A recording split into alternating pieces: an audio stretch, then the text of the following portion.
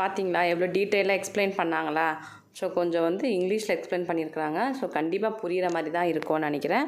So வந்து கண்டிப்பாக fashion designing சேரணுன்றவங்களுக்கு வந்து ஒரு நல்ல இன்ஸ்பிரேஷனாக இருக்கும் இந்த வீடியோ. ஸோ ஜஸ்ட் வந்து இப்போ தான் வந்தாங்க. நான் உடனே வந்து ஃப்ரெஷ்அப் கூட ஆகலை. நான் வந்து உங்களுக்கு அப்படியே நான் வீடியோ எடுத்து காமிச்சேன். ஏன்னா அதுக்கப்புறம் எனக்கும் வேறு அந்த வீடியோஸ்லாம் எடுக்கவும் டைம் இருக்காது. ஆக்சுவலி அவங்க ஸ்கெட்சிங் பண்ணும்போதே நான் வீடியோலாம் எடுக்கணும்னு நினைப்பேன். பட் அவ்வளோ நேரம் நமக்கு வந்து ஃபோனில் வேறு ஸ்டோரேஜ் ப்ராப்ளம் இருக்கிறதால நம்மளால் எடுக்கவும் முடியாது.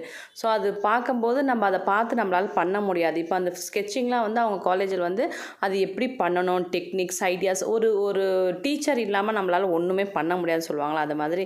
ஸோ இது வந்து ஜஸ்ட்டு வந்து ஒரு ஃபோனையோ ஒரு ஃபோட்டோவையோ ஒன்று பார்த்து நம்ம பண்ணுறது கிடையாது. ஆனால் அந்த கூகுளோட ஹெல்ப்போடு பண்ணுவாங்க. பட் அவங்களுக்கு அதுக்கு முன்னாடியே வந்து காலேஜில் தியரி இருக்கும். தியரியோட அதை வந்து எப்படி வந்து அவங்க வந்து அப்ளை பண்ணணும் அப்படின்றதெல்லாம் வந்து அவங்களுக்கு ஐடியாஸ் கொடுத்துருவாங்க. ஐடியாஸ் கொடுத்த பிறகு தான் அவங்க பண்ண முடியும். ஐடியா கொடுத்துட்டு